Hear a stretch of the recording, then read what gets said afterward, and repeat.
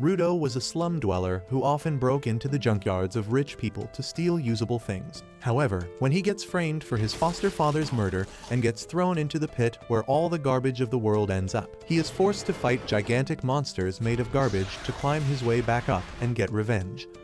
The world is divided into two parts. On one side, there is the pristine city with rich people living their best lives, and on the other side, there are the slums where people like him belong. The only constant is the pit, where all garbage ends up, including criminals. The rich people who live in the city casually throw away even slightly damaged items without hesitation. Like the woman who tells her daughter to throw away the puppy toy she just bought because it got damaged. She tells her that the toy will become ugly if they try to repair it, and they can just buy another one later.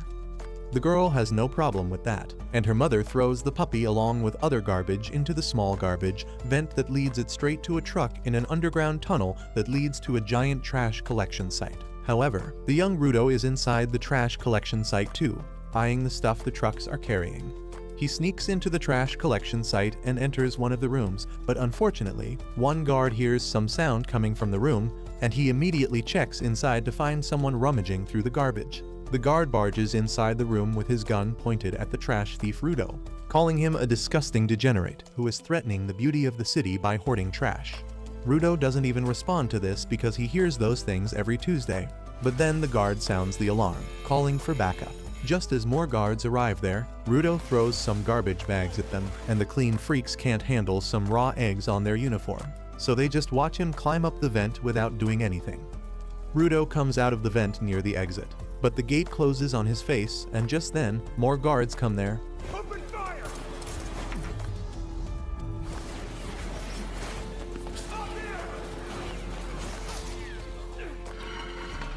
What a bunch of shitheads. Yeah, I'm the threat, assholes. The next day, the news about the garbage raider spreads through the city, with the people blaming the slum dwellers for it. On the other side of the wall, the slum dwellers know exactly whom to blame because it is not the first time Rudo has entered the trash collection sites. They think that he will be caught one day, and most of them actually hope that he does. Rudo doesn't care about them as he sets his shop to sell the repaired goods he found. When his friend Chiwa arrives there to lash out at him, she asks him why the hell does he take such a big risk just to scavenge through the trash of the city people. And he replies that those rich bastards don't even care about throwing perfectly usable things. He feels sorry for the things they throw out, so he retrieves them. And since he can get some money by selling them, it is even better. Chiwa seems to understand him, but just then, 3 boys arrive there, clenching their noses as they say that someone reeks of garbage here. They tell Chiwa to stay away from Rudo, or she will smell like garbage too. They insult his thick black gloves that he has not washed since Obama was the president, and say that just one touch from them will give anyone rashes. One boy kicks the lantern Rudo just fixed, saying that no one will buy this garbage from him. He says that Rudo's hands are even creepier than the gloves, which is why he keeps them hidden. Rudo silently hears everything they say, but when one boy calls him the son of a murderer, he suddenly gets furious. The boys, however, don't stop, saying that the slum was made to imprison criminals and the people who live here now are their descendants. That is why they always try to keep their reputation clean, but Rudo's dad brought shame to them by becoming a murderer. Rudo can't tolerate the insults anymore, and he gives a death stare to the boys, who crap their pants and immediately run away, still cursing Rudo and saying that he will become a murderer like his dad one day. Rudo then quietly starts fixing the lantern again, and Chiwa tells him that she believes that he is a good person who will never turn out like his dad. He gets embarrassed on hearing that, but before he can thank her, Chiwa's attention goes to the puppy toy he got from the dump last night. Turns out, Rudo brought the puppy as a gift for her in the first place, but before he can give it to her and increase his Riz score, Chiwa's mom comes there and takes her away. Rudo heads home after that and finds his adoptive dad Regto waiting for him. Regto suddenly starts mimicking how nervous he was while trying to give the puppy to Chiwa, and Rudo turns red because he didn't spot him watching them. Regto tells him that they will talk about it later because first, they need to talk about Rudo's little trip to the junkyard. Regto tells him that he doesn't need to push himself so hard because they are not that broke. He thinks that Rudo feels a bit indebted to him because he adopted him after his biological dad was thrown into the pit for being a murderer. But Rudo says it is not like that. He tells Regto that he considers him family, and he is just trying to do his part.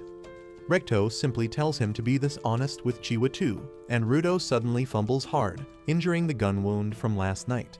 Recto immediately starts giving him first aid and also changes the bandages around his hands while he is at it. As Rudo looks at his hands, he recalls how they have been injured for as long as he has known. People always judged him for that, and sometimes his wounds started hurting like hell out of nowhere. Then one day, Recto gave him the black gloves that magically suppressed the pain. After Recto is done tending to Rudo's wounds, he tells him to confess to Chiwa soon or someone else might swoop her away, and while the two of them are bantering about it, a creepy masked guy listens to everything from the streets. The next day, Rudo finally works up courage to tell his feelings to Chiwa, and heads towards her home with the puppy. But on the way, he comes across a scene that is not really rare in the slums. At the edge of the slums, there is the pit, where all garbage and serious criminals are thrown. Today, another criminal is being thrown into the pit and Rudo can only watch the execution, wondering what happens to the people inside the pit. Just then, Chiwa comes there, saying that it is quite a brutal sight, and Rudo panics because he was not ready to meet her yet. Chiwa suddenly starts talking about the executions and other stuff, and then she tells Rudo that she doesn't want him to get thrown into the pit. She says that there might be a lot of stuff that shouldn't be thrown out as garbage, but it is not a good enough reason to risk his life. Rudo replies that Recto said the same thing and Chiwa says that it is because Recto loves him too. Rudo takes a second to process that Chiwa said that Recto loves him too, and his brain with 2 MB RAM understands that Chiwa means that she loves him. She gets flustered on realizing that her words could be interpreted that way, but Rudo has already lost his mind. He falls on the ground, clutching his face, and then gives the puppy toy to Chiwa, saying that she might not want it because it came from the garbage, but he thought the puppy would be happier with her. To his utter delight, Chiwa accepts the toy, saying that she will cherish it, and Rudo is happier than he has ever been. He jumps and dances on his way back home, thinking that he needs to boast about it to Rudo immediately. On the way, he bumps into some guards who don't even bother with him, but he is curious about why they are in the slums. Anyway, Rudo reaches home and starts telling Rudo about what happened just as he opened the door, but he is left aghast when he sees Rudo on the ground with a creepy masked man on top of him. The masked man turns around to take one look at Rudo before plunging his knife deeper into Rudo's body. Rudo loses his cool on seeing this and charges at the masked man, but he gets hit so hard that he doesn't even realize when he got knocked out. By the time Rudo comes to his senses, the masked murderer has finished his job. He picks up a book from the floor and heads outside, briefly glancing at Rudo who tries following him, but then he hears Rudo's voice. Rudo is still alive somehow, and with his dying breath, he tells Rudo to run away. Rudo immediately goes next to him, promising that he will get help, but Rudo just tells him to run away and change this shit heap of a world into something better. With that, Rudo's body falls limp and Rudo can't process what is happening. Just then, the soldiers arrive there and they zap Rudo, believing him to be the murderer. They pin him to the ground as they tell him that he is being arrested for murder, and Rudo tells them that it was not him. The guards tell him that nothing he says matters anymore because they caught him red-handed. He keeps trying to tell them that the real murderer has just left the house and they can still catch him, but the guards don't even want to listen to him, so they just knock him out using the traditional method of punching him in the head. Soon, Rudo is taken to the scaffold to be executed for his crimes. Everyone from the slums is present there to witness him being thrown into the pit, and even some high-profile people from the main city are there. The judge tells Rudo that murder is one of the greatest crimes one can commit, and even though he killed a mere slum dweller, the punishment will not be reduced. He declares Rudo to be killed by throwing him into the pit, and the people start cheering on hearing this. Rudo still can't believe this is happening to him, and he wishes for just one person to believe that he is not a murderer. His eyes scan through the crowd, and they stop at Chiwa. Rudo yells at her, saying that he did not kill Rudo. He asks her to find the culprit, but she just says that she trusted him, but he was not worthy of that. She says that he was a murderer's son in the end and drops the toy as she turns his back on him. Her betrayal hurts Rudo more than anything else, and he snaps at the people calling him human filth who deserves to be thrown into the pit. He says that they are the real filth here because they are just blobs of meat without a brain or a will. He swears that he will send them all to hell, when suddenly he notices that the murderer is among the crowd as well. However, he gets no chance to tell anyone about it as he is thrown off the edge. Rudo feels like he has been falling forever, and at one point, he loses consciousness. Luckily, all the garbage at the bottom of the pit breaks his landing, and when he wakes up, he is completely unharmed. He wonders what the hell is happening and how is he still alive, when the stench of the place suddenly hits him. Even the garbage thief is forced to block the smell, and then he notices the vast sea of garbage in front of him along with things that he doesn't recognize. Rudo wonders what the hell is this place when suddenly a giant shadow covers him. He turns around to see what is happening, and he can't believe his eyes when he sees a gigantic monster made out of garbage baring its fangs at him. Rudo's mind goes blank for a moment on seeing the monster, and he recalls how he always found it strange that everyone was so obsessed with sending garbage and human filth to the bottom of the pit. Yet no one ever cared about what actually happened to them below. They didn't even think about what else could be at the bottom, and that bothered him more than anything else. However, he quickly snaps out of it and starts running for his life as the gigantic monster starts approaching him. Things suddenly take a turn for worse as the monster roars loudly, and as a result, more monsters pop out from the garbage pile. They start chasing after Rudo, who runs as fast as he can, but it is all pointless because he soon gets trapped. He wonders what these monsters are and if they are really piles of junk that can move on their own. The monsters suddenly pounce on him, and he somehow dodges their attacks. He tries to run away but trips and falls right on top of a human skull, making him realize what his fate is going to be. Rudo curses at the bastards who threw him down to the hellish place, and just then, the heap of garbage he was standing on crumbles down. Rudo quickly finds himself at the bottom of a cliff that keeps him at a safe distance from the monsters, but there is another thing that is killing him. He realizes that the air of this place is literally poison, and if he breathes it for too long, his lungs will be torn apart. He covers his mouth and nose with his gloves, hoping to find a place to hide and recover. But then he suddenly realizes that a safe space might not even exist in this hell. He begins losing hope and suddenly pukes out blood, the sound of which attracts the monsters towards him again. Rudo falls on the ground, unable to move, and he almost accepts his fate when suddenly, Ricto's dying body pops up in his memories. A strange power suddenly surges through Rudo's hands, but he doesn't notice it. However, he feels his vision changing, and he starts seeing lights coming out from the garbage piles and from the iron pipe in front of him. Rudo crawls towards it, determined to stay alive because he has a reason to live. He grabs the iron pipe and gets up, declaring that he will return to the surface and get his revenge on the people who sent him here and on the bastard who killed his dad. Rage starts swelling up inside him, and the monsters sneak towards him using this chance. However, as one of them attacks him, Rudo simply hits it away with the iron pipe without even bothering to look at it. As a result of that attack, Akin flies away and hits the umbrella of another resident of the pit, who is surprised that someone who can fight against the monsters has arrived here. Meanwhile, Rudo has gone batshit crazy while fighting the monsters. He doesn't care about the poisonous air or the blood flowing down his nose as he keeps jumping around. And even getting slammed into the huge rocks at great speed doesn't seem to do much damage to him.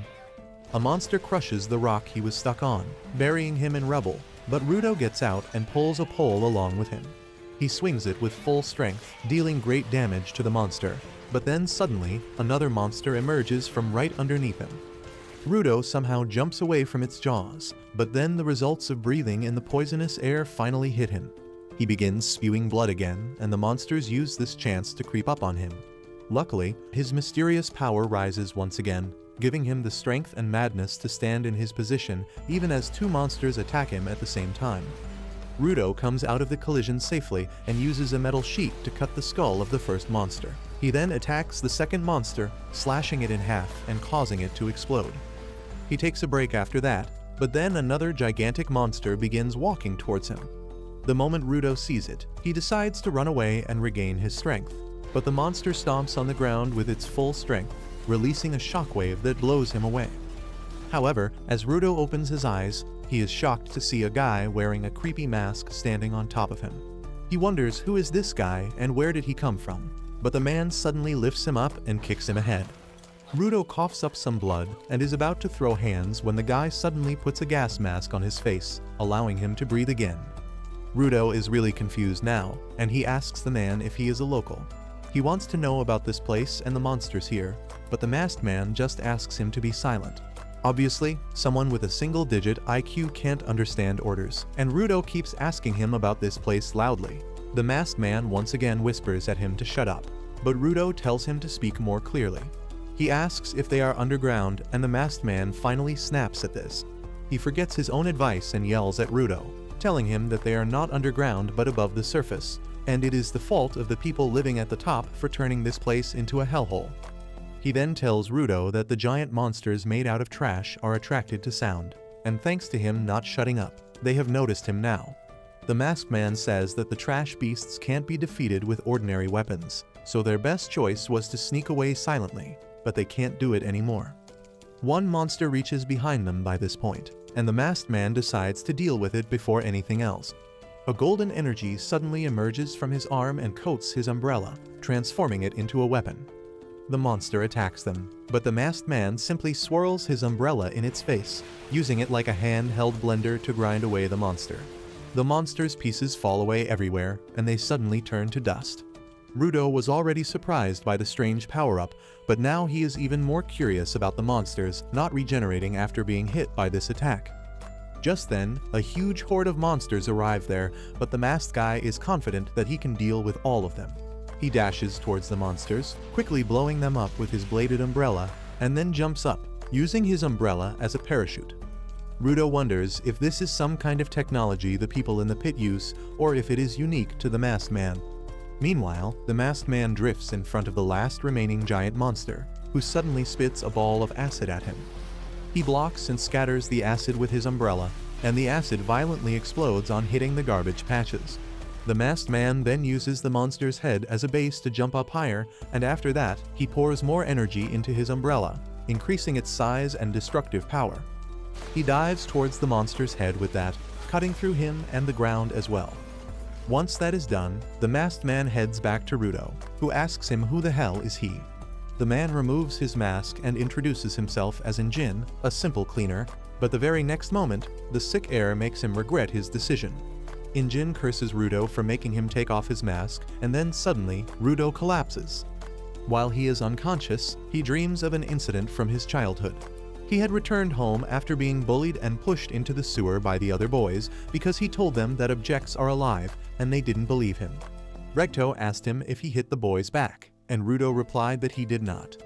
He asked Regto if he was really telling the truth when he said that when an object is treated with care, a soul will eventually come to inhabit it. As Regto cleaned him up, he said that the story was just an old legend to make people cherish what they had, but personally, he liked to believe that everything had a soul. Rudo grew increasingly curious on hearing this and asked if the things around their house had a soul too, including his gloves. Regto just replied that if he treats them with care, they would have a soul one day. Rudo suddenly wakes up from his dream with that, and he finds himself chained and being dragged by Injin. Rudo curses him, telling him to let him free, but Injin says that he is just taking him to a safe place. Rudo doesn't care about that anymore because he wants to go back up to get his revenge, but those words make Injin stop in his tracks. He tells Rudo that it is impossible to climb back up to the place they call the sphere, which is basically in the sky, and it is constantly on the move. He then resumes dragging Rudo, saying that getting back is not possible now, and he should just calm down and accept his new situation. Rudo, however, refuses to give up, saying that he will get back to the sphere at all costs. He believes that Injin knows the way to go there but is hiding it from him, and he yells at him to tell him everything he knows or he will keep shouting till more monsters come.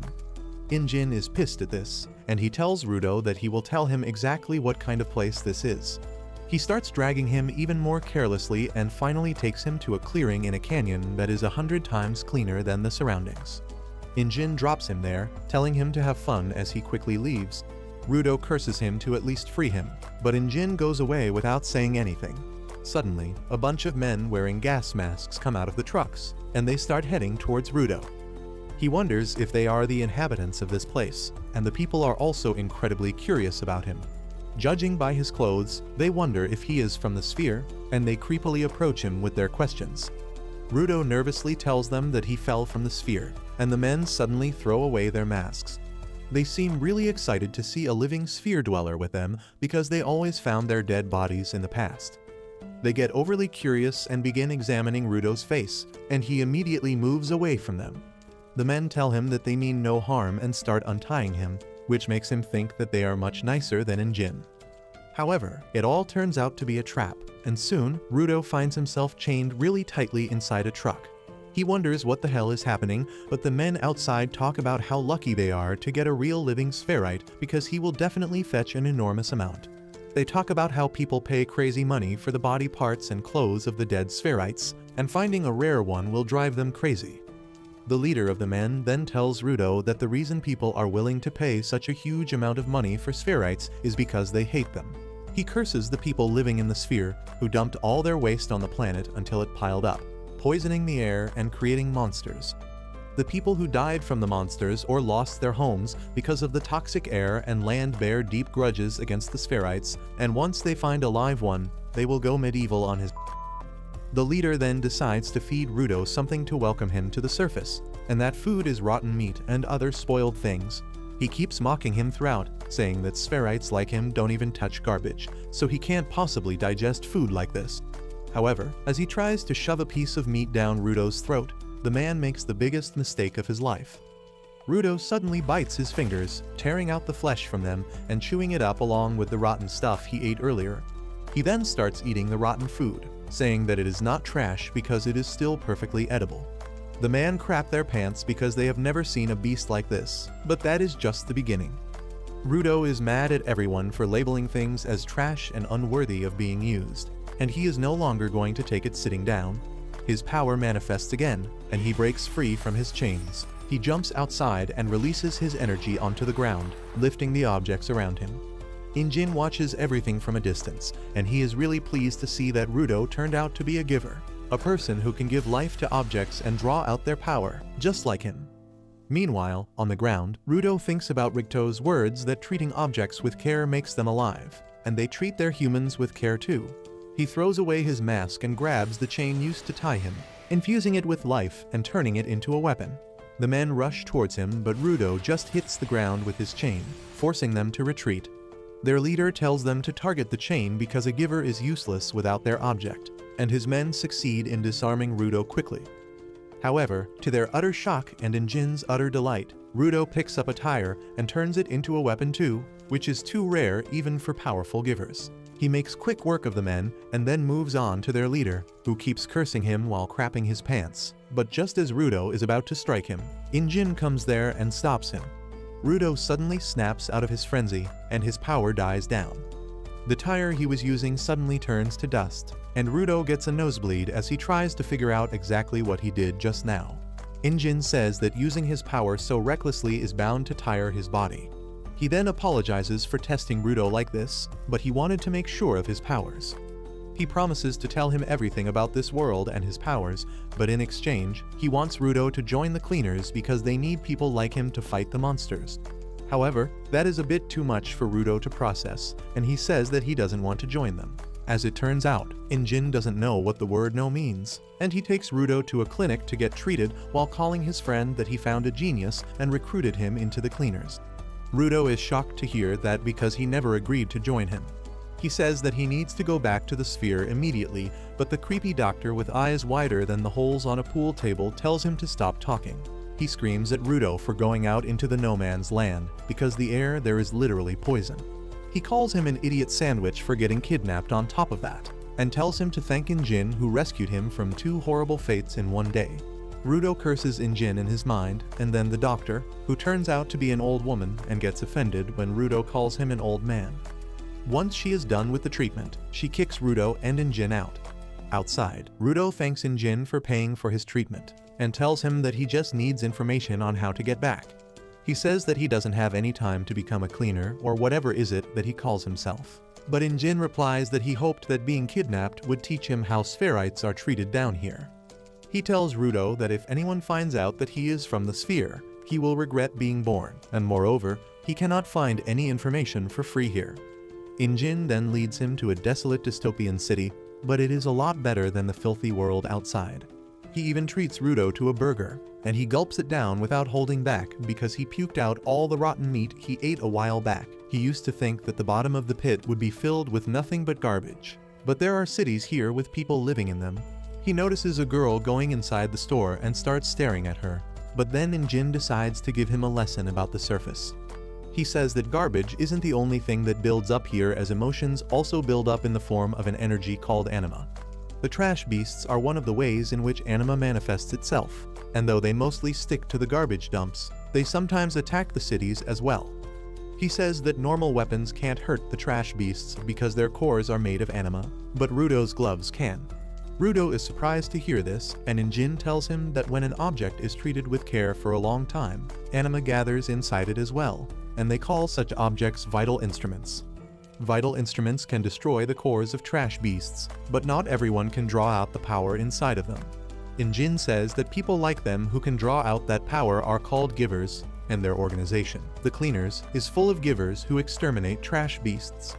Rudo asks Injin if he promises to tell him how to return to the sphere if he joins the Cleaners, and he replies that he has no clue about that.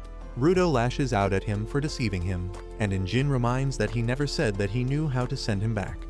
However, he claims that his boss is really wise, and he might be able to help Rudo in his quest to return home. Rudo is pissed because now he needs to meet Injin's boss before making a decision, but then Injin asks him about the gloves. Rudo tells him that his dad gave them to him, and they are the only thing to remember him by. Injin now understands why he cares so much about the worn-out gloves, and he tells Rudo to treat them with care because they have a strong soul in them. Rudo gets emotional because everyone else always mocked him for his gloves, but then Injin gets a message and decides to meet a work friend. Rudo suddenly gets up and thanks him for everything, and in return, Injin throws a pouch of money at him, telling him to be careful how he spends it. Rudo can't believe he is giving him money on top of everything he has already done for him, but Injin tells him that it is no big deal because he got the money by selling his clothes. That is how he was able to get him treated and fed, so he doesn't even need to thank him for it. Rudo goes ballistic on hearing this, but Injin tells him that he couldn't go around the city wearing clothes from the sphere anyway. He says that he is going to meet his trainer now, and tells him to wait here patiently. Rudo is really furious at him, but then he notices a cat taking his money and running away. He gives chase immediately but can't reach the cat. Luckily, he spots a crescent moon-shaped stick on the street, and immediately takes it with him, using it to stop the cat. Just as he manages to pin the cat down, the staff's owner comes there, and he is pissed at Rudo for trying to steal his precious staff. Rudo asks him what is precious about this stupid piece of wood, and the man gets even more angry at this. He quickly takes back his stick and then pushes Rudo away, telling him that he will pay for his crimes. Before that, the man starts getting freaky with his staff, and Rudo is utterly confused by that. Just then, he sees the symbol of Cleaners that was on Injin's umbrella, and realizes that the guy in front of him is also a cleaner. The guy activates the power of his staff and turns it into a weapon, attacking Rudo with it. However, he misses on purpose because Injin had already told him about Rudo. He then introduces himself as Zanka, the guy who will be in charge of his training on Injin's request. He says that he never thought he would have to teach a brat that he should not steal from others, and Rudo tells him that he was just borrowing the stick to get his money back. Zanka says that his father must have not raised him right, and Rudo gets really pissed because he can't tolerate anyone insulting Recto. However, as he thinks of Recto, he remembers that he once told him that if he wants someone to listen to him, he should take the first step back from a fight and try to understand how the other person feels. Following those words, Rudo thinks that Zanka has the right to be mad because took his treasure from him suddenly. He feels that he would be mad if someone took his gloves even by mistake and realizes that it was his fault. He apologizes to Zanka for it, and the man calms down equally fast as well. He tells Rudo that it is all good since he returned the staff, and he should have tried to react more calmly as well. Well, Rudo is completely bamboozled by the sudden change in his personality, and also because this is the first time he has managed to diffuse a stressful situation just by talking. He keeps thinking that Recto was right about more things than he thought, and then Zanka helps him back on his feet. He asks him about his vital instrument and what he can do with it. Rudo tells him that his vital instruments are probably his gloves, but he doesn't know about their ability yet. Zanka examines his gloves and remarks that they are really cool, but Rudo is still marveling at how different he seems now. He suddenly realizes that it must be because he is smiling now, and Recto always told him to smile if he wanted to make friends. Unfortunately, Rudo has never smiled before, and he would need a gym trainer to teach him how to use his face muscles properly. Even more unfortunately, he doesn't know that, and he makes his best effort to copy a human smile, but ends up giving the most horrifying expression Zanka has ever seen on a human face. He crashes out at Rudo again, asking what kind of face is he making. He asks him if he is mocking him with that face, and Rudo asks him why is he mad this time because this was the best smile he could give. Zanka tells him that even a blind guy could tell that it was not a smile, so Rudo decides to close his eyes and lips to make it appear more natural. He appears less creepy this time, but that is not enough to stop Zanka from being pissed. He thinks that Rudo is overconfident because Injin called him a genius, and now he is mocking him. He says that he can never achieve his goals if he keeps fooling around like this, but that was one line he should have not crossed. Rudo thinks about his goal to return to the sphere and change it as per Ricto's last wishes, and he tells Zanka that he is dead serious about them. He tells him to stop insulting him, and Zanka draws his weapon out again, saying that they are not going to get along well. Rudo agrees with him and pulls out a metal rod from the garbage bin nearby, awakening its power. Zanka is shocked to see him use a random object as his vital instrument, and he realizes why Injin called him a genius. However, he is still confident that if Rudo has just natural talent, he won't be able to beat a mediocre person like him who has worked hard to reach this level. Rudo doesn't even notice that the taunt was a distraction till Zanka's staff falls right in front of him, missing him by a couple of inches. He is forced to dodge and run away as Zanka goes on the offensive and quickly pins him to the ground. Zanka is satisfied with his victory, but then he notices something on his face. He wipes it off and then smells it out of curiosity, only to find that it is poop. He freaks out as he realizes that the metal rod that Rudo picked up was a part of a toilet plunger. He tries explaining what a plunger is, but Rudo is not in the mood to hear anything, and he begins swinging around the plunger that is still full of somebody's dinner. Zanka panics and does his best to dodge the flying all over the place, and eventually, he runs away from Rudo. Rudo doesn't understand why he is so scared now, but it works in his favor anyway, so he gives chase, terrorizing Zanka with the plunger. After a while of running down different alleys like old Tom and Jerry cartoons, Zanka escapes to the main street with Rudo close behind him.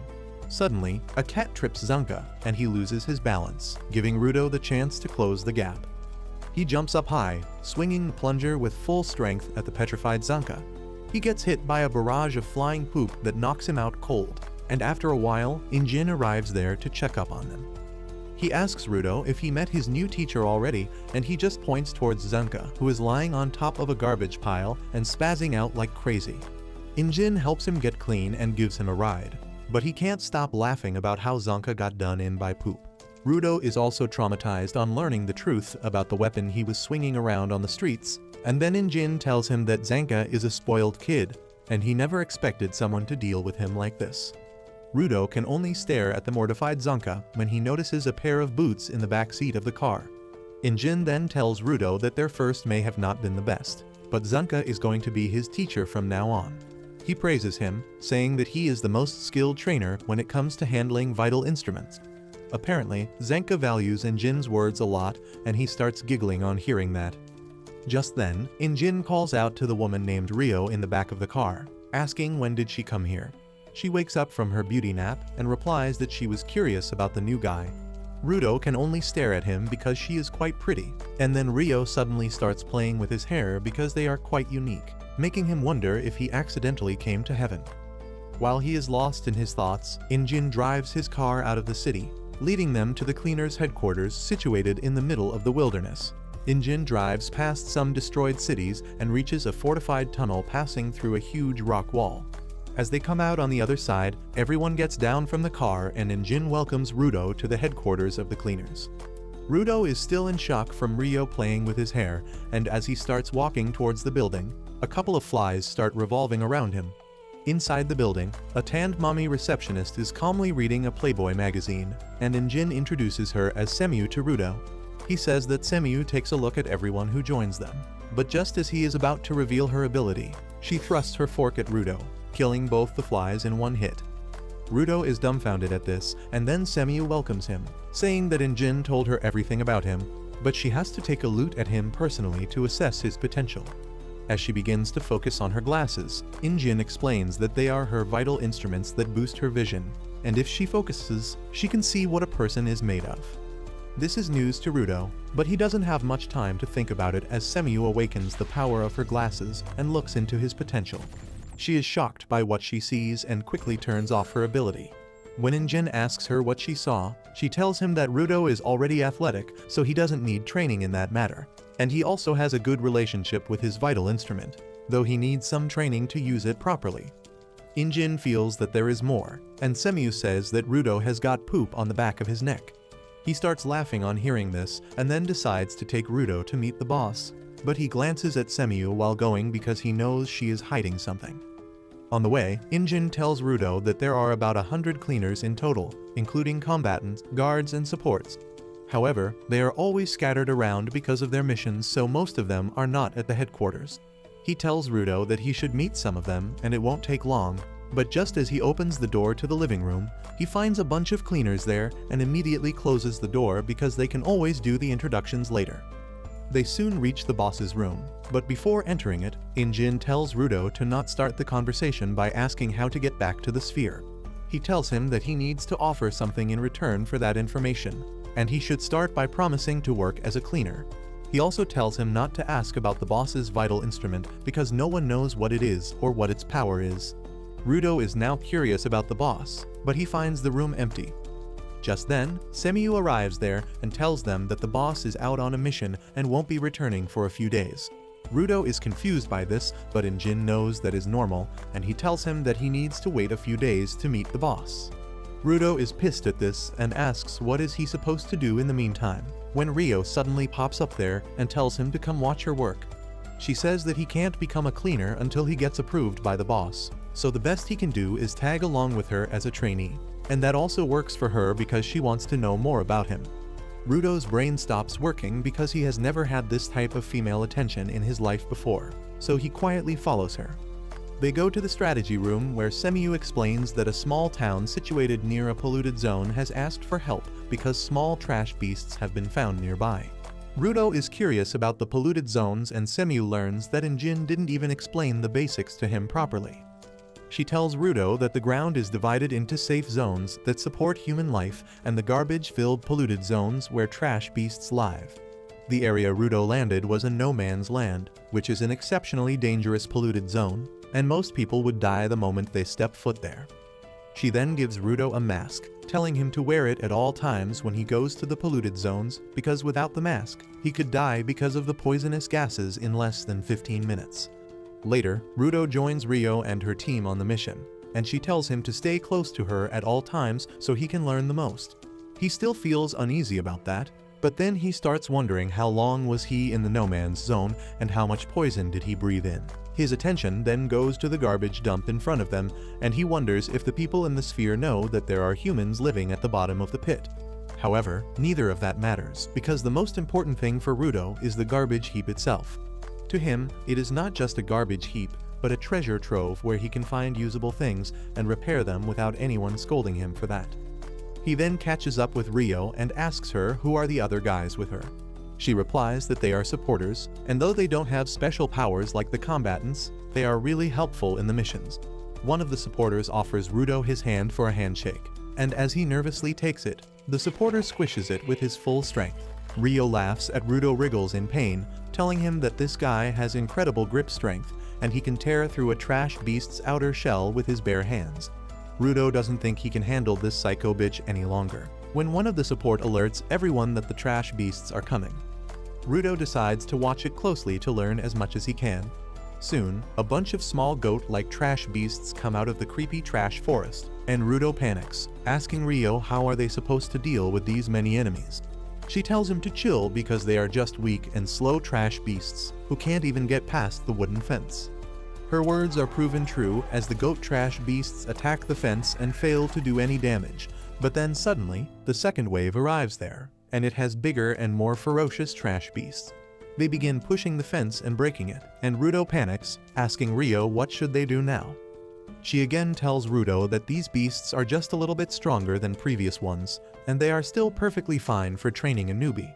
She says that they should just finish cleaning quickly and then return to the base to throw a party to welcome Rudo to the surface.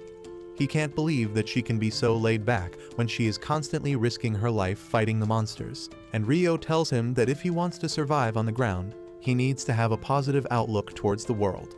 Rudo suddenly realizes that Jin is the same too, and he feels that this is what he has been lacking. He decides to be chill about everything as well when suddenly, a huge trash beast breaks through the barricading and even Rio panics on seeing it. Rudo turns to her for affirmation that everything is still good, but she tells him that this big beast is amazing because she has never seen anything so stylish. She says that it is not the best material to teach newbies, but she is going to have fun fighting it. She draws out her scissors, which are her vital instruments, and Rudo can only watch her dumbfounded. Rio then activates her scissors and throws them into the sky, where they become huge and even more sharp. She catches them with her leg and then dashes towards the horde of the monsters, chopping a bunch of them down with a kick from the scissors. Rudo can't even understand what is going on, and the support guy tells him that Rio's vital instrument is called the Ripper, and unlike normal people, she wields it with her feet. Rudo realizes that everyone uses their vital instruments in their own way, when the handshake guy tells him to be more careful about his surroundings. Rudo notices it too late that a level 2 trash beast is about to attack him, but luckily, the supporter stops it with his bare hands, before crushing its head and throwing it to Rio, who simply cuts it with her scissors. She tells the supporters to send some more trash beasts towards her, and they obey, yeeting those heavy monsters at her like they don't weigh anything. By the time Rudo processes all this and learns that this is how the cleaners fight, Rio has cleaned up all the small fries and only the boss monster is left now. The supporters decide to disable any small trash beasts that can interfere in her fight and scatter, but then Rudo notices that one of the disabled beasts is awake, and it trips a supporter. It then jumps on him, and the man can't get out of its way in time. Luckily, Rudo arrives there to his rescue, and says that he will prove his worth here so that he can get the information he wants quickly. He turns the iron pipe in his hands into a weapon, and it transforms into a spiked barricade. Rudo is confused by this, but then he realizes that he forgot how to use his power because he has been doing it instinctively all this time. He doesn't understand how to deal with the situation, and the trash beast starts pushing down on him. Luckily, Rio arrives there just then and makes quick work of the trash beast, telling Rudo that he did a good thing by following his instinct to save others. The other supporter comes there too and thanks her before asking if she defeated the big one. Rio says that she cut it in 2 halves, but somehow it is still standing. She doesn't understand how it could survive her attack when she is sure that she hit its core, but she decides to chop it up into small parts so that it becomes useless. The supporters decide to log information about a new type of trash beast that is immune to vital instruments, and they leave to warn the nearby towns about it. On the other hand, Rio dashes towards the giant beast and Rudo is left hanging in the middle because no one is telling him what to do. Meanwhile, Rio jumps at the trash beast and lands on its face before jumping over to its head and chopping off all the pipes protruding out of there. After turning the monster bald, she notices something glowing under her feet, and she realizes that it must be the core that the monster is trying to hide. However, before she can attack that, the trash beast starts moving violently enough to throw her away. It then reattaches the pipes back to its head and starts banging its jaw on the ground with great intensity. Rio still hangs on to it somehow, but the beast suddenly directs his attack towards Rudo and the supporters. Rudo just freezes as he sees the metal pipes coming towards him, but luckily, he doesn't take a direct hit. The ground under him is destroyed by the attacks, and as he falls, he begins to wonder what is he even doing. He thinks that he can't get revenge for Recto and the bastards in the sphere at this rate, and the darkness starts to consume. However, the support guy comes there to rescue him from falling into the hole, and also from giving in to despair. He carries Rudo on his shoulder, telling him that if he has a goal, he should not freeze and rather rush towards it while he can. He tells him to learn from the supporters who don't have any power, but they still keep doing their job. Just then, Rudo notices Rio chopping up the monster again, and judging by its screams, she realizes that she found its weak spot. She jumps high up and then drops down towards its head with great speed, piercing it with her scissor and tearing out its core. As she hits the ground and destroys the core, the monster suddenly turns to ash. The supporter immediately runs over to her, asking how did she defeat the trash beast, and she says that she stabbed something other than its core and it died. She holds a cardboard cutter in her hands, saying this was the thing powering the trash beast. and the support guy can't believe it because he realizes that the cutter is actually a vital instrument and it makes no sense at all for a trash beast to have one. On the other hand, the leader of the bandits who were planning to sell Rudo suddenly wakes up in a dimly lit room. He wonders where is he, when suddenly, the guy sitting on the sofa in front of him asks him the location of the kid from the sphere he mentioned in his sleep. Back in the cleaner's headquarters, Rio throws a party welcome for Rudo and soon, Zanka arrives there as well, still drowsy from his long afternoon nap. He asks Rio what is going on, and she tells him that they are throwing a party to welcome Rudo to the ground, but he is sitting quietly with his head down in a corner. Zanka asks why that cheeky bastard is looking so depressed, and Rio says that ever since his vital instrument bailed on him mid-fight, he has been gloomy and sad. Zanka thinks that's sad, but he moves on to the news about Rio facing a strange trash beast. She affirms, telling him that instead of having a core made of anima, the trash beast had a vital instrument as its core, and nothing could have prepared them for such a discovery. Rio says that since she couldn't do anything about it anyway, she decided to leave it to people above her pay grade and came back to throw a party instead. Meanwhile, Rudo is still sulking when the leader of the support team arrives there to talk with him. He introduces himself as Gris, and then tells Rudo that he did great yesterday. Rudo thinks that he did nothing at all, but Gris reminds him that he protected another supporter from a trash beast. Rudo says that even though he managed that, he couldn't use his power properly after that, and needed to be rescued by Gris and Rio. He feels frustrated because even on the sphere, he used to lose control all the time, and Ricto had to cover his ass later. Rudo feels that he is a total failure who can never live up to anyone's expectations, but then Gris suddenly thanks him, disrupting his chain of thoughts completely. He says that most newbie cleaners think of supporters as losers without real powers, but Rudo was different. Gris then talks about Follow, the guy whom Rudo saved. He joined the cleaners to become a combatant, but since he doesn't have a vital instrument right now, he is working as a supporter while treasuring an object, hoping it can become his weapon someday. Gris tells Rudo that he shouldn't think too much about getting stronger or fulfilling the expectations of others. He asks him what is the thing that he always wanted, even before things got bad in the sphere. Rudo starts thinking deeply about it, and Gris tells him that if he can find the thing that awakened the fire within his soul in the first place, he would be able to find his way. He then pats Rudo's head, telling him to believe in himself. Rudo gets emotional at this, but just then, Injin comes there and leans on him, spoiling the emotional mood. He asks Rudo why is he not eating anything, and then Rio and Zanka also come there. Everyone tells Rudo to join the party because he is the star of tonight, and also because the food won't last long at this rate. Rudo is deeply moved on seeing that everyone cares about him, and he follows them. As they are all eating, a guy suddenly plays some music and picks up some cans of paint. He starts spraying the wall, and Injin tells him to watch the guy called Gob carefully, because he does what he wants without caring for others. While Gob draws his art piece on the wall, everyone else complains, telling him to wait till they are done eating, but as told earlier, he doesn't give a shit. Meanwhile, on the ground floor, Mommy Semiu gets back to her desk, and she can predict that a call is going to come any minute. She picks up the phone the same second it starts ringing, and receives a request. She summons Zanka and a team of supporters to fulfill that request. But Zanka asks her what is Rudo doing with the group when he has not been officially admitted to the cleaners. Semiu tells him that the request they received is relevant to Rudo. She explains that the request is from a merchant who got attacked by a trash beast as he was crossing a polluted zone. He escaped with his life, but his precious cargo was stolen, and now he wants them to defeat the trash beast and retrieve the cargo. This is the part where Rudo is needed, because the cargo is a living spherite. Everyone is shocked to hear this, and Semiu says that it is really rare to see two living spherites on the surface at the same time, which means something odd is going on, and she wants Rudo to take a loot at it himself. Rudo starts thinking about it, and Gris tells him to control his feelings before making a decision. Rudo knows that he can't use his power properly, and that can make him a burden to the team, but he still wants to see the other spherite because it may give him a hint to return to the surface.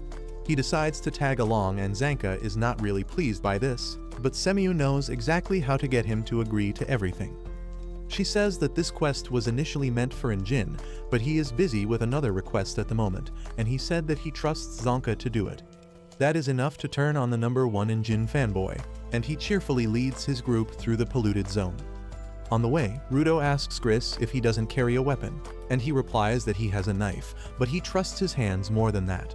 One of the supporters tells Rudo that Gris actually has a talisman he prays a lot to, and he gets embarrassed that his secret is out. Eventually, he decides to show the talisman to Rudo, saying that it is nothing special, but it gives him something to attach himself to. Just then, they notice a creepy guy standing behind them. The girl, whose pronouns are definitely Thatham, says that she is the merchant who hired them for this mission.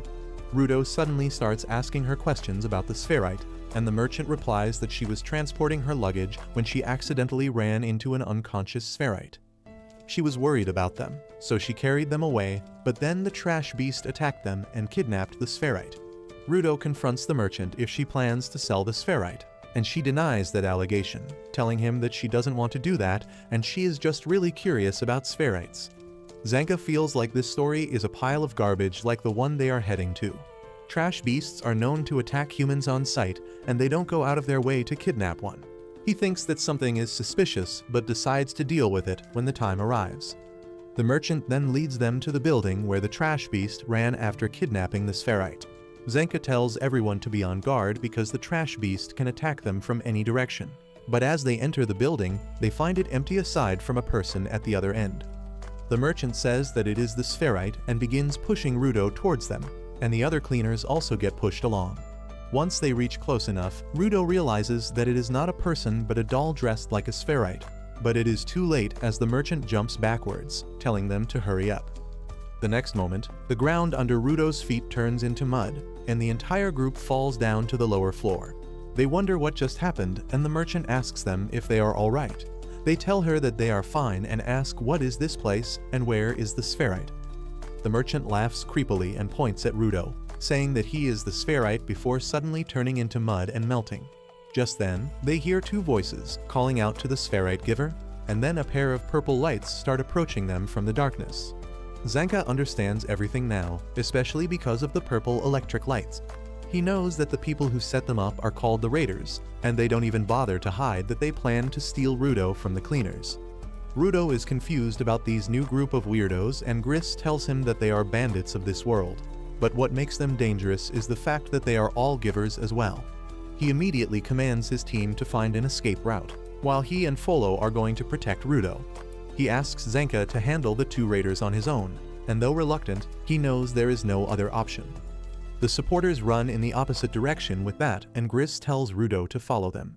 Rudo says that he could deal with a bunch of bandits himself, but Gris warns him not to underestimate the raiders, especially when they don't know about their abilities. On the other hand, Zanka taunts the raiders, saying that he always knew they would come after Rudo, but he never thought they would sniff him out so soon. He asks if they plan to sell him, because a living spherite could get them enough money to retire in luxury. The raiders laugh, saying that they don't plan to sell Rudo. Instead, they are really curious about the sphere, and talking to a spherite is the best source of knowledge. They want to know a lot of things, especially how he crossed the barrier without dying. Zanka is also curious about the barrier thing now, but he decides to deal with the raiders quickly. He says that since they set up this whole thing, he doesn't need to worry about a trash beast. The female raider replies that he still has to worry about the mud dolls she can create at will, and Zanka says that he can deal with weak opponents like these with his eyes closed. He suddenly activates his staff and begins destroying the mud dolls, but the male raider hides among the dummies and attacks him from behind. Zanka is barely able to react to his attack in time and gets slammed into a pillar. The man once again retreats inside a mud doll, and the female raider tells Zanka that because cleaners only fight with trash beasts, they have no idea how to deal with humans. She tells him that this will be the last game of Find the Real One he will ever play in his life, and he gets ready to fight with everything he has. He keeps taking down the mud dolls, but the male raider is able to land consequent hits on his back. Zanka is cornered now, and as he tries to dash towards the female raider to defeat her, his feet slip in the mud puddle she had created in advance. She tells him that he is the only combatant in the group who can fight against her, and once he is down, the rest of the group will be defenseless. She says that he will be defeated soon, but then Zanka suddenly yells at her, telling her to start a podcast if she wants to yap so much. He says that earlier, he thought she was controlling the mud puppets using her shovel, and the guy was using his vital instrument to deal damage. However, after watching the battle for a bit, He has realized that his first assumption was wrong. He says that the man is just punching him, and his vital instrument seems to be his snowshoes that let him walk easily on stable ground. He says that now it makes sense why he can move so easily even though the ground is covered with mud, and he taunts the two raiders, calling them a match made in heaven. This suddenly triggers the woman, and she tells him to shut up, which obviously he does not. He says that he might not have experience of fighting people, but he knows his vital instrument much better than them. He says that is why he can do things they cannot, and the girl suddenly attacks him. Zanka hits his staff hard on the ground, letting a sonic wave run through the entire place. He can feel the changes in the vibrations as the sound wave passes through the mud dolls, and when it hits the one where the male raider is hiding, he immediately spots him. He then charges at full speed towards him, knocking him out with one hit before hitting the female raider too. As she loses consciousness, her mud dolls fall apart instantly, and Zanka says that they were just a bunch of noobs. However, the leader of the raiders suddenly appears behind him, saying that he should fight someone stronger if he is not satisfied. On the other hand, Rudo and others are still running as they try to find the exit. Rudo grows concerned because he can no longer hear the sounds of a fight, when he suddenly bumps into Gris, who has found an exit. He sends some of the supporters upstairs so that they can contact the headquarters and call for support. After that, he decides to return and check up on Zanka, when suddenly, he hears someone running towards them. Gris thinks that it is Zanka who finished his fight, but to his surprise, the leader of the raiders comes there. Everyone is confused, and then the raider begins staring at Rudo and matching his features with the description he got from the bandit that he kidnapped earlier. He suddenly jumps to the wall behind Rudo and clings to it like Spider-Man, saying that he has finally found the giver from the sphere. Just as Gris and others realize that the man in front of them is a raider, he crushes the wall with his claws, blocking the exit. The raider starts aura farming, and Gris tells him that if he harms Rudo, he will become an enemy of all the cleaners. He then asks him about Zanka, but the raider starts talking about how he got late in reaching here because he has got a terrible sense of direction. By the time he got here, the other guys were defeated, and he didn't like that because that was a waste of everyone's time. He then walks towards Rudo, completely ignoring Gris and his questions about Zanka. He tells Rudo that there is someone who really wants to talk to him, so he should come with the raiders for now. Rudo is on high alert when the raider suddenly grabs his mask and pulls it away, telling him that he doesn't need it because there are no trash beasts around. Rudo asks him what happened to the cleaner with the staff, and the raider says that he had a bad attitude, so he dealt with him. However, since he was strong, he didn't kill him and just knocked him out, but he might not enjoy the poison that much. The raider then uses his ability to awaken the power of his rings, turning them into metallic claws. He tells Rudo to come with him peacefully and no one will get hurt, but just then, Gris and Folo attack him. The raider easily dodges their attack and then does a handstand kick to send them flying away. He senses that Folo has the potential to become a giver, but Gris doesn't have anything like that, so he is not needed. Gris, however, gets up and tells the raider that he will protect his team at all costs, no matter who he has to fight. The raider realizes that he is a supporter and tells him that weaklings like him have no worth and they can't protect anything. Rudo gets worried about Gris and tells him to fall back because the fight will be too dangerous for him, but Gris doesn't reply. Instead, it is the raider who tells Rudo that his weak and useless friend is already dead. His claws have pierced Gris's heart, and he pushes them even deeper until they come out of the other hand.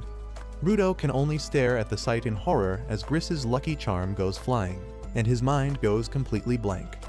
The scene feels awfully similar to Ricto's death to him, and Rudo instinctively reaches for the pendant that triggers the memories of his childhood. One day, Ricto found him banging his head on the wall, and he immediately came to stop him. He asked Rudo what the hell he was doing, and he blankly replied that Ricto had told him to stop hurting others, but he had never said a thing about not hurting himself. Ricto grew even more concerned at this because he thought that Rudo had become calmer after the pain in his hands was subdued. He asked him the reason behind his agitation and Rudo replied that there was none. He only had an unexplainable anger inside him whose cause he did not know, but Ricto knew what was up. He realized that Rudo felt that his parents abandoned him, which created a feeling of worthlessness in his heart, and that gave birth to this anger. Ricto told him that he needs a purpose in life to get over that feeling, or at least things that he likes. So he patched Rudo up and took him to experience different things, from books to games to cooking, but nothing really caught his attention that much. However, just as Ricto was about to call it a day, Rudo saw a man throwing out garbage, and his curiosity woke up. He opened the gate that led to the main city and took out a mask from the garbage bag. Ricto followed him out of concern, but then Rudo suddenly started crying because he could relate to the garbage. Ricto asked him how does he feel right now, and Rudo told him that this mask is just a little broken and it should not be thrown out. He cried that it was unfair to throw it away when it still had so much life, and he wanted to fix it. Ricto realized that this was more than the projection of Rudo's issues, and he could truly see the worth of the things that others threw away.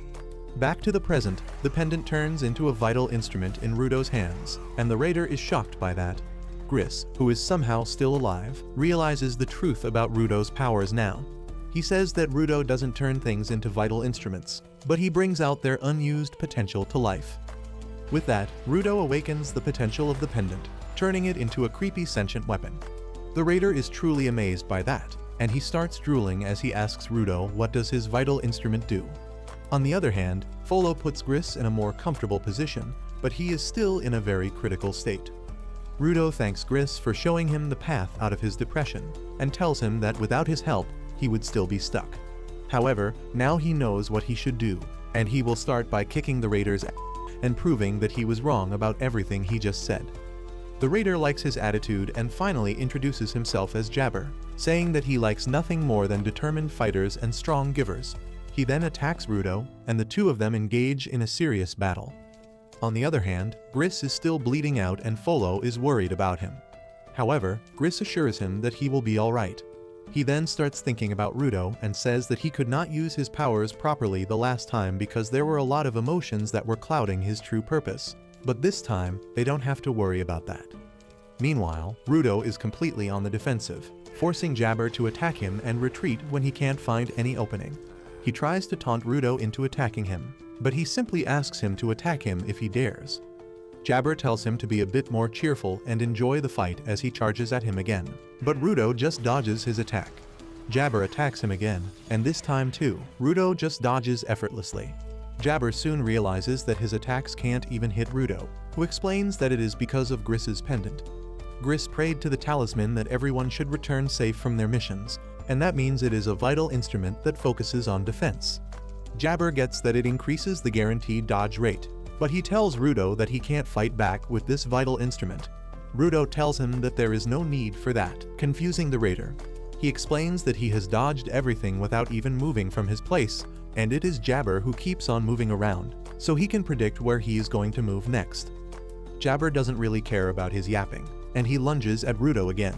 However, this time, Rudo uses another ability of his weapon that changes Jabber's trajectory by a little bit, but that is enough to completely throw him out of the loop. Rudo says that he can't use the talisman to attack, but he can use his fists, and then rocks Jabber's world with a strong punch to his face. Jabber turns out to be a pain enjoyer, and he is glad that Rudo finally attacked him. He complains that it is unfair that the game is rigged against him, but Rudo doesn't feel any guilt in using his vital instrument to pummel him after disturbing his balance. Jabber decides to change his strategy and attacks Rudo from behind, but the talisman still breaks his momentum and gives Rudo the chance to land a devastating blow to his gut. Jabber changes his fight pattern once again after that, damaging the surroundings to create a dust cloud that blocks Rudo's vision instead. Rudo is on high alert now, and then suddenly, a stone brick comes flying at him. He dodges it thanks to the talisman's power, but then Jabber cuts a pillar and sends more bricks towards him. Rudo dodges all of them, and just then, Jabber attacks him from his blind spot. Luckily, the talisman is ready for that, and it disturbs his movement again, letting Rudo smash him to the ground. Jabber gets back and decides to unleash his full speed, but even that is not enough to beat Rudo, who has unlocked Ultra Instinct thanks to the talisman, and he can beat Jabber whenever he gets close to him. He completely beats the out of him and forces him to use a wall to support his body. But Jabber starts laughing because he has not received this high-quality beating in a long time. He then tells Rudo that it is a good thing that he got to enjoy attacking him, because he will not be able to do it any longer. By now, Jabber has figured out that the talisman detects any attacks with hostile intent and moves them out of Rudo's way, keeping him safe. But when he sent the rubble towards him through the smoke, he found that the talisman doesn't react to that at all.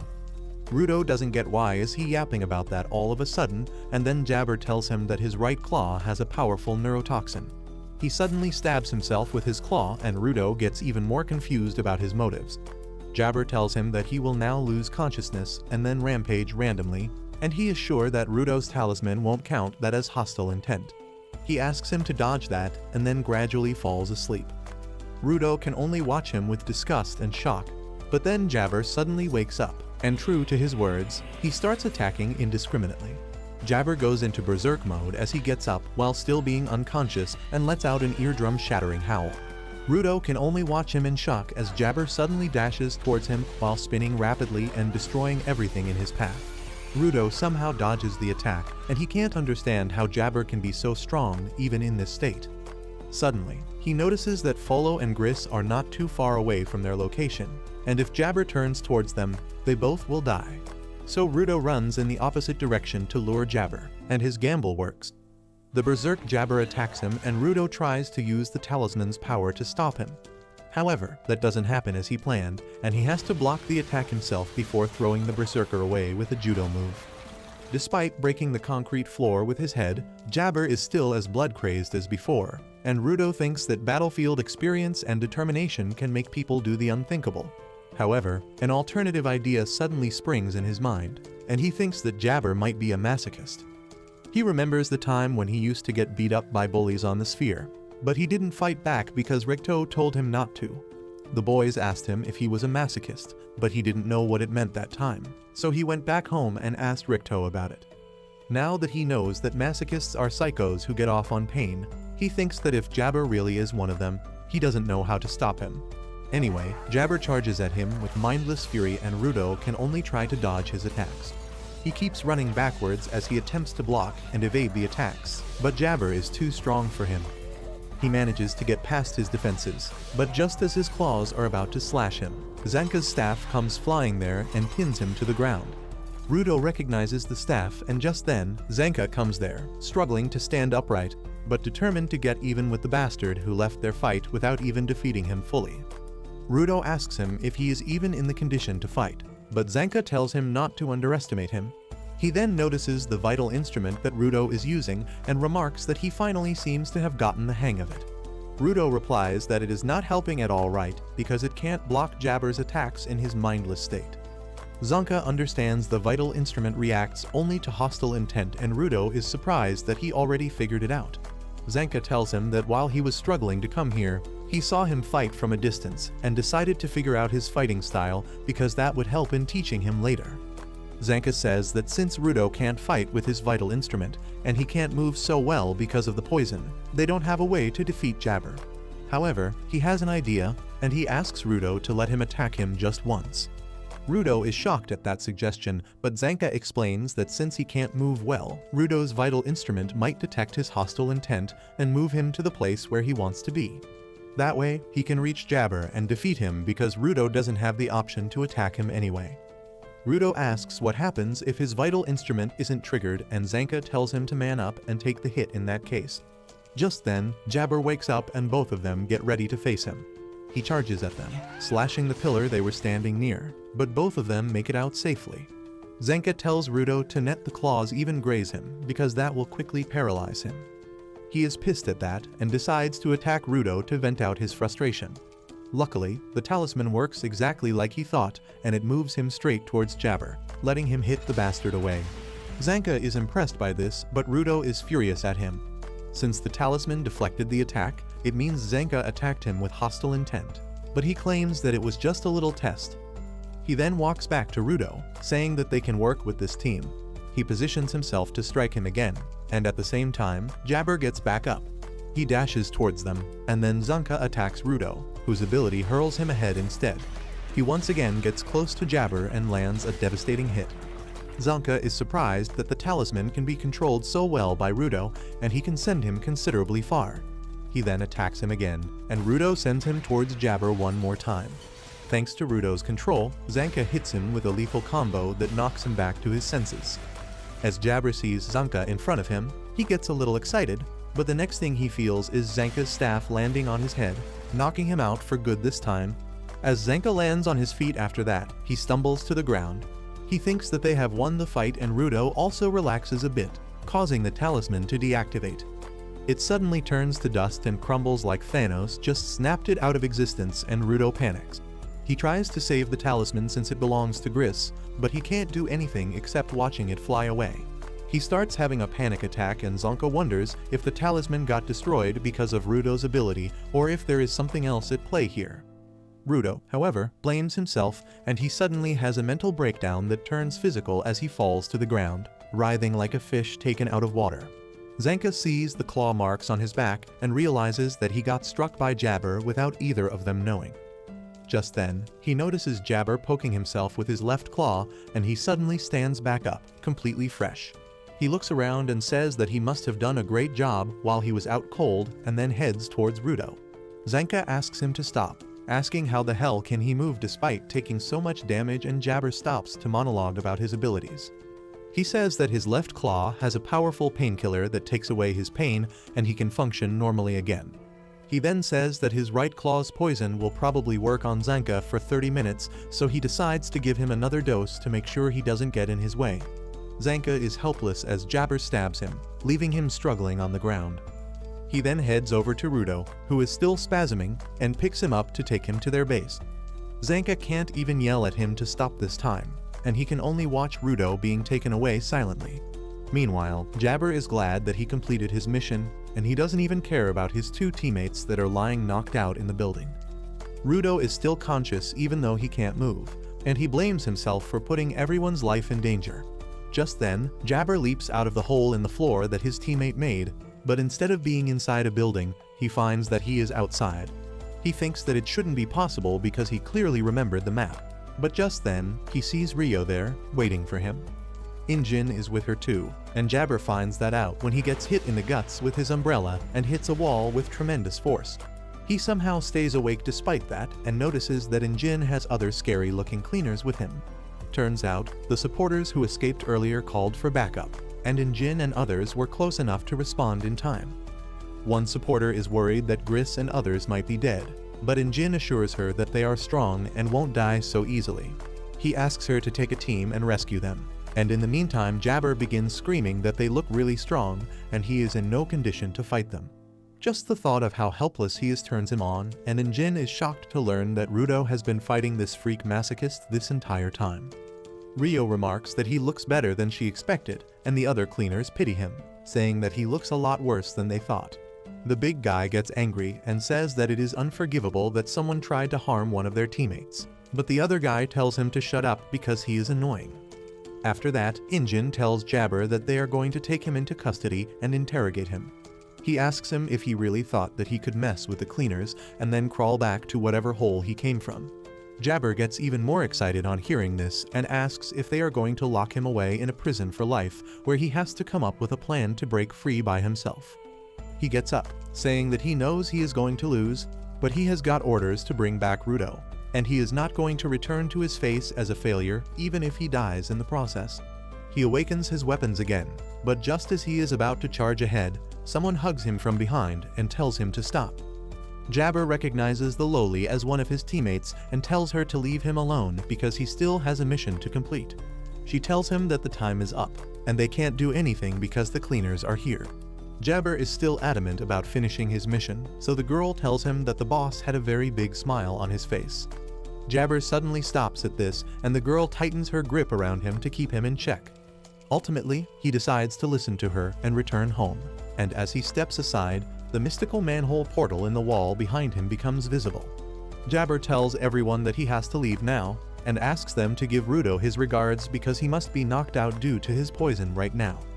However, Rudo is still in his senses, and he uses all his strength to get up and tell Jabber to stop because their fight is not over yet. Jabber is impressed by his tenacity, and Rudo tells him that he will pay him back for what he did to Gris and others.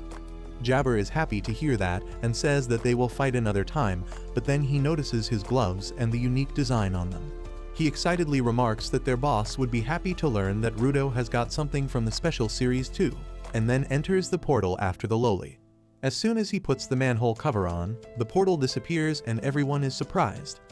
Later, Zanka and others are rescued from the building, and the poison wears off from Rudo's body too. He immediately rushes to Gris and finds that he is still alive despite severe blood loss. Rudo apologizes to him for wrecking his talisman, and Gris says that he really cared about it. Rudo is about to drown in guilt, but then Gris says that if his talisman helped him, it was really for the best. With that, the final bits of the talisman fly away too, and Rudo is not sure how he feels at the moment. Soon, everyone returns to the cleaner's headquarters and Rudo sits in silence by himself. Injin comes there and asks him why is he acting like a depressed emo brat when he should be happy because he finally learned how to use his vital instrument. Rudo suddenly snaps at him and says that he couldn't save Gris earlier, and he can't be happy about that. He says that he failed to protect Ricto in the sphere, and on the surface, he failed to protect the guy who saved his life. He feels like he is a loser no matter what he does, and Injin tells him that Gris knew what he was getting into, and he is always prepared for risks. He then asks Rudo to come with him so that they can pay their respects to Gris, who surprisingly is still alive. Rudo can't believe his eyes when he sees Gris sitting upright and thanking him for earlier, and Injin finally realizes that he was depressed because he thought Gris died. He starts ruffling Rudo's hair, and a nurse also decides to join him just for fun. Rudo gets embarrassed, but he asks Gris how can he be alive despite taking a poisonous claw straight to his heart. Gris tells him that it is all thanks to the medical team of the cleaners and especially the young medic named Aisha, who is the only giver they have with healing power. Aisha, however, is quite shy and has self-esteem issues, so she needs regular affirmations from Gris to believe him. After that, Gris turns to Folo, who kept him alive when he was bleeding out, and Folo falls to his knees. Finally, he turns to Rudo and thanks him for stopping Jabber along with Zenka. He also tells him not to worry about the talisman because if it helped save some lives, it did its job well. Rudo believes him this time, and he tells Gris that he is really glad to see that he survived. With that, Injin says that they now have to worry about the raiders picking fights with them on top of the trash beasts, but luckily, they got some information out of them. Just then, a tall, dark-skinned cleaner comes there talking about the border that Jabber mentioned, and Rudo asks Injin who this new guy is. Injin replies that he is the boss, and Rudo freaks out because he was not mentally ready to meet him. The boss greets Rudo and introduces himself as Corvus. He says that at first, he was going to reject Rudo when he heard that he wanted to join them just to get information about reaching the sphere. However, since he has already risked his life to protect the cleaners, he is one of them now, and Corvus has no objection to accepting him as a cleaner officially. Corvus then calls Rudo to his office to get his uniform, as well as to learn more about the border. He explains that the border separates the surface from the sphere, and anyone who tries to cross it dies. However, there are exceptions to the rule. Corvus begins reciting a story about a woman who lives in a no-man's land that is closest to the border. Once upon a time, a guy got lost there and met the woman. He asked her why did she live in such a desolate place, and she replied that she was watching the people fall from above. The women told him that there were some people who come and go beyond the border without dying, and that is their only hint for now. Rudo realizes that if he finds one of the people that the woman saw cross the border, he might go back home. Corvus tells him that it will be a highly dangerous journey, but Rudo doesn't care about that because he has to return home at all costs. However, he is a bit too excited for it and immediately starts rushing to the no man's land. Folo tries to stop him, but he hasn't got enough power to stop Rudo.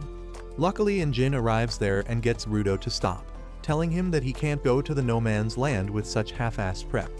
He says that it is a good thing that Rudo can use his abilities on command now, but they still don't know about his limits and weaknesses. Rudo asks him to come with him in that case, but Injin refuses because he is not crazy enough to go solo into no man's land again. Rudo knows that is cap because Injin was actually going solo when he found him. Anyway, Injin tells him that there will come a time when they will go to the dangerous territory, but right now, they should focus on training Rudo, researching about the trash beasts, and also finding more information about the raiders. Speaking of the raiders, Rudo asks Injin how thieves like them can be givers. Injin replies that being a good person and treating objects with care are not the same thing. The people who can take good care of their objects and awaken their powers become givers even if they are human scum. He adds that there are people who hate givers of all kinds, because from a normie point of view, anyone who is overly attached to just one object will look weird. After that, Injin tells Rudo to get some rest today because he has had a lot of non-stop action recently. Rudo obeys his command and tries to rest in his room, but with ADHD filling up 90% of his pea-sized brain, he can't even relax. He begins wondering if he should sneak out and go to find something valuable in the garbage, when suddenly, Rio slams open his door because she doesn't plan to let him rest. She decides to give Rudo a tour of their headquarters, and he says that this place has a lot more things than the sphere. Rio gets curious about the sphere and asks him what he did up there. Rudo tells her his usual schedule of picking garbage and getting scolded, and then Rio asks about the food in the sphere. Rudo replies that there were things like bread and soup, but when she asks him about sweets, he gets sulky because only the rich people can afford sweets. Rio tells him that they have sweets here and Rudo can't believe it until he sees them. He feels like he has found the one piece as he sees a plate full of sweets, and Injin warns him that sweets are more addictive than drugs, so he should be careful when eating them. He then explains that because of pollution on the surface, they can't grow much crops, but there is a group called Vianders that collect givers who specialize in cooking. They are the ones who make and sell these sweets, and sweets are not exactly rare on the surface because of them. Well, Rudo takes a bite with trembling hands, and the moment he tastes sweets for the first time, he feels like he has received enlightenment. He begins devouring the sweets like a madman, and Injin thinks that they have a budding sugar addict among them. Just then, a creepy dude with a pacifier in his mouth comes there and starts staring at him, and Rudo wonders if he is after the sweets as well. He doesn't want to share anything, but he still forces himself to pass a candy to the weirdo, who just snatches it out of his hand and gives him attitude. Rudo doesn't really bother that much with him and keeps eating sweets till he has a weird reaction and turns into a balloon that freaks Zanka out. Anyway, once Rudo has digested the sweets and turned to normal, it is time for his training to begin, but he can't draw out the power of the knife he is holding. Rio and Injin laugh at him, asking if he forgot how to access his power after being high on sweets, but Zanka is thinking rationally instead. He feels that since Rudo likes repairing broken items, he needs some kind of broken object to trigger their power. He immediately gathers some stuff from the local garbage patch and asks Rudo if something here feels right to him. Rudo immediately picks up a broken triangle thing and uses his power to turn it into a weapon of some sort. Everyone is impressed with Zanka's deduction, and he is flattered when Injin praises him. He then asks Rudo to try awakening other objects at the same time, and he manages to turn 2 more items into weapons. However, he suddenly has an intense nosebleed and collapses, and Injin remarks that he saw it on the day they first met. He says that maybe the quality of his gloves is so intense that his body can't keep up. Rudo asks him what is quality, and Injin explains that the longer an object is cared for, the stronger it becomes and the higher its quality. High-quality objects are more powerful, but they are also more draining. Zanka agrees, and he thinks that if Rudo has cared for his gloves since he was a kid, they are bound to be high quality. However, he also wonders if it has something to do with the series that Jabber mentioned. Meanwhile, Rudo wonders why the weapons he activates turn into dust at the end. He says that the objects right now are completely fine, and wonders if there is a time limit. However, Rio has another theory. She suggests that the objects might vanish because they have fulfilled their purpose. She says that Rudo's power is to repair and bring out the full potential of things other people have tossed aside. By doing that, he gives the objects a chance to fulfill their purpose, and once they are done, they vanish. Zanka also agrees with the idea, saying that Gris's talisman vanished only after the battle ended and Rudo felt safe. Injin also likes this theory, and he tells Rudo that he did not destroy the talisman or any other items that he used. Instead, he wants Rudo to think of it as giving the discarded and broken objects one last chance to go out in a blaze of glory. Rudo finally realizes that his power is not about breaking things, but about giving them their chance to shine. Just then, Rio asks him about the series stuff that Jabber mentioned, and Rudo begins to wonder if there are more items like his gloves. Rio then asks him if his gloves have a name, and he gets confused on hearing the question. Rio tells him that when you love something you give it a name. Her scissors are called the Ripper, Injin's umbrella is called Umbreaker, and Zanka calls his staff the lovely Assistaff. Rudo is surprised to hear all this, and then Injin tells him to come up with a good name for his gloves soon. Later that night, Rudo is washing his gloves, and when he comes out of the washroom, he is shocked to see Rio lying on his bed. Rudo's flabber is gasted by this, and he asks her what is she doing here. Rio replies that her room is just upstairs, so she could hear him groaning and moaning. She got worried about him and used the windows to enter his room. Rudo understands the situation now, and Rio asks if he was in pain because of the wounds on his hands that look really terrible. He immediately hides his hands from her and tells her that they hurt a lot less when he wears his gloves, but he has got to wash them every once in a while. Rio asks him what are the wounds from because they look even worse than a burn. Rudo says that she needs to ask his asshole parents about that, and Rio understands what he means.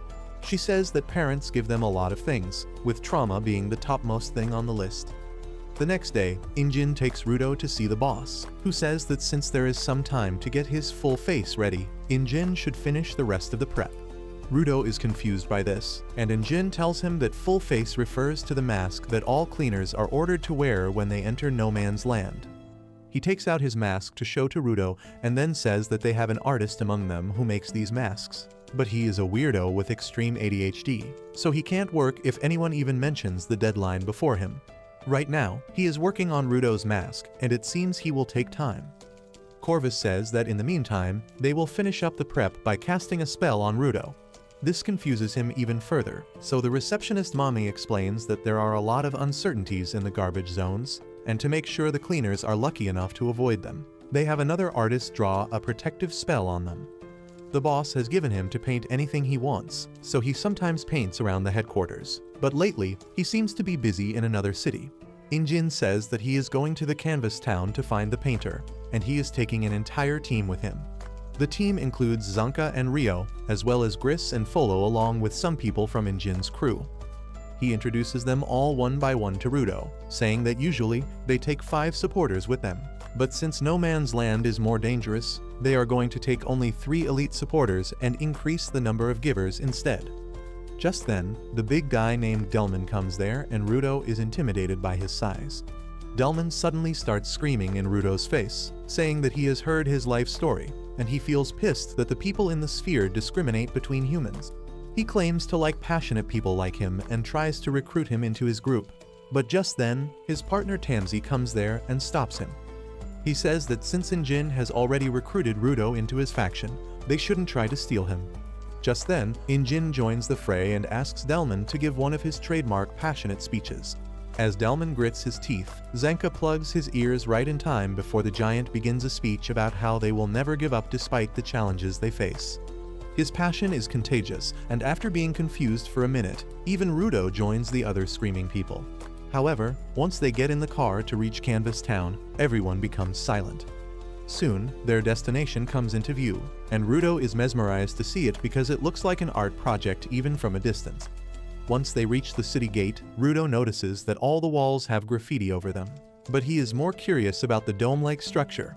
Tamsi tells him that most cities have some sort of dome to protect them from the litter that falls from the space, because that is enough to kill people. Rudo feels bad about that, but Tamsi tells him not to feel guilty because it is the fault of the people who throw the garbage. At the same time, 2 men at the gate are trying to enter the city, but they find that they can't enter the gate even though it is wide open. They keep hitting an invisible wall, but then Injin and his group pass through the gate normally. The 2 guys are surprised by this, as is Rudo, but Injin tells him to just walk through the gate because if he doesn't have any evil intentions in his mind, the gate won't stop him. Rudo immediately enters the gate, realizing that the 2 guys who are getting stuck are some kind of thugs. Anyway, once they enter the city, Rudo finds even more graffiti and empty paint cans spread everywhere. Injin tells him that a lot of people on the ground like to paint, but most people don't respect their art. There are rumors that Canvas Town was created so that artists could paint anywhere they wanted. Rudo asks if they are here to look at these paintings, and Injin tells him that they are here to find the giver who can cast protective spells on anything using his art. Rudo is confused by that, so Injin gives him an example. He says that if the giver wants to protect a wall from one attack, he can channel his emotions into his vital instrument and then convert them into magic by drawing on the wall.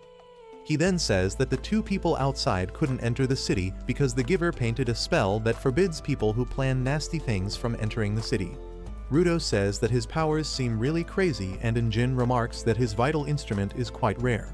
He tries to explain that the giver actually inherited the vital instrument from someone when a running kid bumps into him and falls on the ground. He tries to help the kid up, but he starts crying and then runs away. Injin is left stunned by this, and Rio starts teasing him about making the kid cry. Just then, the city mayor also arrives there, and Injin is glad to see him. He says that they are here to see their friend Gob because they have a job for him. He asks where he is working right now, but the mayor tells him with a heavy heart that Gob died this morning. The mayor then takes everyone to Gob's house, saying that he died of body pollution. He was not satisfied with painting in the city, and he went to the polluted zones to paint as well. The mayor is sure that Gob often forgot his mask when he was painting, and as a result, the deadly air destroyed his body from the inside. Injin is devastated by this news, and as he pays his respect to his dead friend, Rudo remembers that he once saw Gob painting a wall in the headquarters. Injin talked very highly about him back then, saying that he was a guy who is never distracted from what he wants to do. Rudo is rattled as he tries to process Gob's death, but Tamsi asks him not to be too shaken up because a lot of people on the surface die because of body pollution. The mayor says that Gob had already decided his successor before dying, and it is the kid named Rumlin that Injin bumped into earlier. He talks about how the spellcasters are chosen by the former wielder of the brush, and they immediately turn into givers on receiving the brush. However, he feels that the responsibility is too much for the young Rumlin, because the spellcaster is like the representative of their city. Rudo is shocked on learning this, but Folo and Tamsi tell him that passing down a vital instrument is very rare, but it makes sense since the power of the vital instrument has already been awakened, and the one to receive it just needs the potential to be a giver. The mayor then says that Rumlin and Gob were like siblings, so they will need to give the kids some time to recover from the loss. He tells Injin that he and his cleaner friends will be delayed because of that, but Injin tells him that they don't need to rush anything in such a delicate situation. The mayor suddenly starts crying, saying that Gob painted with too much joy in his heart, and he can't believe he is dead. Injin understands his feelings very well because he used to be in awe whenever he saw Gob painting with a big smile on his face. He decides that they will return later when things are calmer here, but before going, he asks Rumlin to take care of herself. However, she suddenly gets up, declaring that the time for being gloomy is over. That startles everyone, and Rumlin immediately snatches the paintbrush from the mayor's brush and runs outside. Everyone follows her, and they find her on a rooftop with cans of paint. She says that even though she is sad that Gob is dead, she knows that he can't enjoy his afterlife if he sees everyone crying after him. That is why she wants to send him off in the way he would like best, and that is by celebrating life and art. She immediately activates the brush, enlarging it in size, and draws a magic circle on the ground that mutates the paint cans into firework launchers. As the paint cans shoot out colorful fireworks in the sky, everyone in the city gets inspired and they rush to make art. Rumlin is happy to see that because that is what Gob would have wanted, and Rudo watches her filled with awe. But that's where this video ends. Remember to like and subscribe to the channel. Thanks for watching, and I'll see you next time.